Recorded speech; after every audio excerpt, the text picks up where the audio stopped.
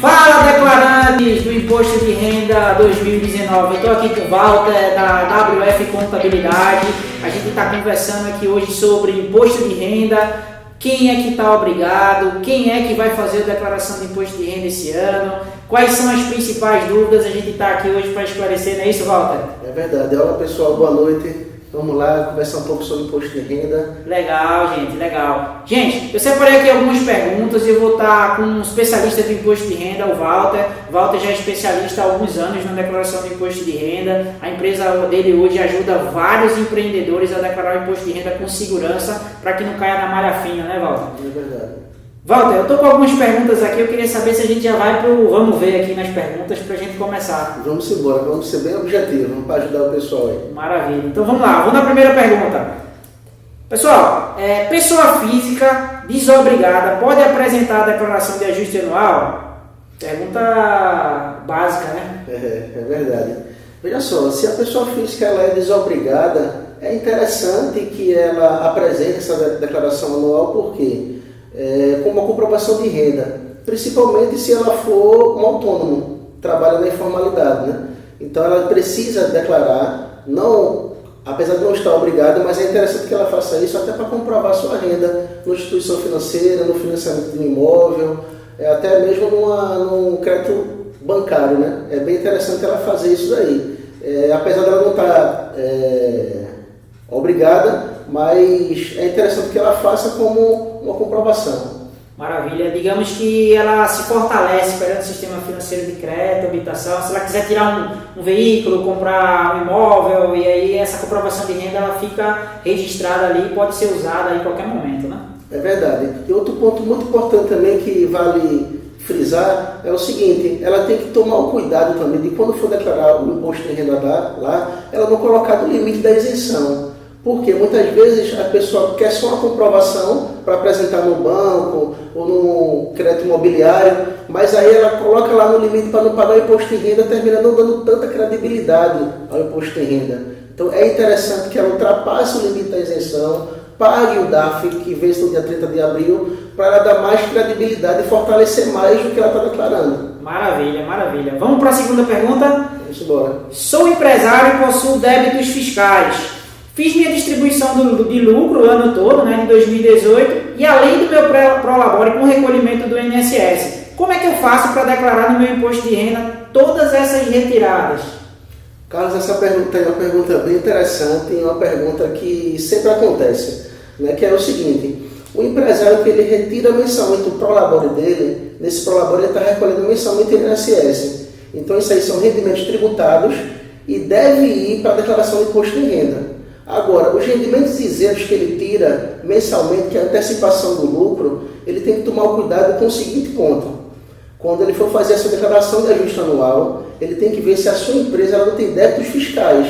No caso aí, ele tem débito fiscal. Então, primeiramente, para poder se distribuir o lucro, ele tem que sanar todos os débitos fiscais da empresa, pagar o fisco, para daí do resultado final, que é o lucro, depois que ele pagou o imposto dele, para ele formar exatamente essa distribuição de lucro no imposto de renda. Se tiver com débito fiscal, não declara a distribuição de lucro. Então ele cometeu um erro grave, digamos assim, ele antecipou, distribuiu o lucro ali que não deveria, né? No caso. Exatamente, porque um ponto muito importante é que é o seguinte: a distribuição de lucro, ela já é o resultado final de tudo. Ele pagou o imposto, pagou as obrigações, pagou o funcionário, então no final do ano ali ele zerou todos os débitos dele, sobrou o lucro, ele vai distribuir para os sócios. Então se ele distribui antes do resultado final, então ele não pode ir para a declaração de imposto de renda. Ela só deve ir depois que ela passar por todo esse processo e o resultado final dá o lucro. Aí sim, ele coloca no imposto de renda. Ele tem que ter, no caso, uma escrituração contábil que comprove isso depois, né? Exatamente. Maravilha. Vamos para a pergunta 3? Vamos. Na minha declaração de imposto de renda, estou colocando minha esposa como dependente para melhorar a minha restituição. Só que ela tem renda. Como eu faço para declarar? Carlos, realmente as perguntas aí estão bem interessantes. Essa daí é uma delas, que é o seguinte: muitas vezes, quando se vai se fazer declaração de imposto de renda, a pessoa quer restituição do imposto. né, quer pagar menos imposto ou até mesmo não pagar e restituir tudo que foi descontado, tudo que foi retido na fonte. E muitas vezes essa pessoa termina colocando a esposa como dependente, o filho como dependente. No caso aí da sua pergunta, se ele colocar a esposa dele, ele pode colocar sim. Agora ele tem que tomar o cuidado para ver se ela não tem renda. Porque se ela tiver renda, ele vai ter que colocar a renda dela também na declaração do imposto de renda e muitas vezes juntando a renda dela pode não ser tão vantajoso para ele, já que o intuito dele colocar ela é de ser restituído. Olha aí, então é importante ele ter a ajuda de um especialista antes de fazer essa declaração de qualquer jeito e colocar ali a renda da esposa, que isso pode impactar na declaração dele, no final das contas, né? Exatamente, com certeza. Maravilha, eu estou aqui com a pergunta número 4, que gera muitas dúvidas, né? E inclusive foi motivo de algumas polêmicas aí na mídia, que é o seguinte: minha esposa teve câncer de mama, como faço para me beneficiar com a isenção do imposto de renda na sua declaração? É uma pergunta que muitas pessoas não sabem, né? Como, do fato, operar ali dentro da declaração de imposto de renda com informação como essa, né? E existe um trâmite, né? Para fazer todo esse processo, pedir a isenção. Então, como é que funciona, Walter? Você como especialista. É verdade. Ele tem que ter muito cuidado com o seguinte ponto. Ele tem que analisar para ver se ela tem o câncer de mama ou se ela teve. São duas coisas diferentes. O que é que acontece? Se ela tem o câncer de mama e ela estava trabalhando na época, então se ela foi afastada do trabalho, ou se o rendimento dela é uma pensão ou aposentadoria, ela tem que reunir toda essa documentação, se dirigir à Receita Federal e solicitar o benefício da isenção do pagamento do imposto de renda, se esse, por um acaso, tiver algum valor a ser pago. Lembrando que lembrando que a isenção é para o pagamento do imposto de renda e não da declaração. Se os rendimentos dela atingiu o limite da obrigatoriedade, ela é obrigada a declarar o imposto de renda, mas ela se beneficia com a isenção do não pagamento do imposto. Para isso ela tem que tomar esses cuidados aí, para ver se ela realmente está afastada do trabalho, se o recebimento dela é porventura de uma pensão ou de uma aposentadoria, reúne a documentação, se dirige à Receita Federal e solicita a isenção. Maravilha. Então, no caso, para quem tem o câncer de mama, quem já teve e teve retenção, está obrigado a declarar. Quem já teve o câncer de mama está curada, graças a Deus, aí ela vai trabalhar normalmente, volta às suas atividades e presta atenção ao rendimento. Se for obrigatório, ela coloca os rendimentos dela, se tiver o imposto de renda a pagar, ela vai ter que pagar, porque ela já não tem mais a doença. Legal, fique esperto aí na hora da sua declaração de imposto de renda.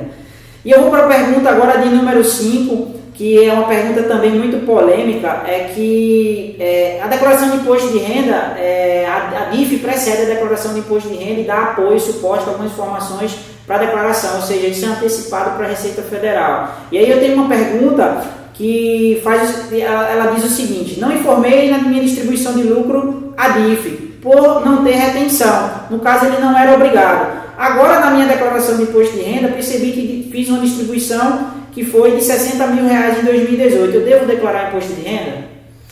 Carlos, é outro ponto também bem interessante, que é o seguinte: como você falou, a DIF ela precede o imposto de renda, né? A DIF ela entrega no final de fevereiro para exatamente confrontar com a declaração de imposto de renda que vai até dia 30 de abril. Então o que ele tem que tomar cuidado aí é o seguinte: distribuição do lucro ela não vai para a DIF, ela não é declarada na DIF, mas aí ele pode declarar essa distribuição de lucro no imposto de renda dele, porque acima de 40 mil já entra na obrigatoriedade de declarar a distribuição de lucro na declaração de imposto de renda. Agora, lembrando que a gente falou no ponto anterior que ele só pode informar essa distribuição de lucro, mesmo estando obrigado acima de 40 mil, se ele distribuir o lucro depois que pagou os impostos dele. Ele não pode ter débitos fiscais.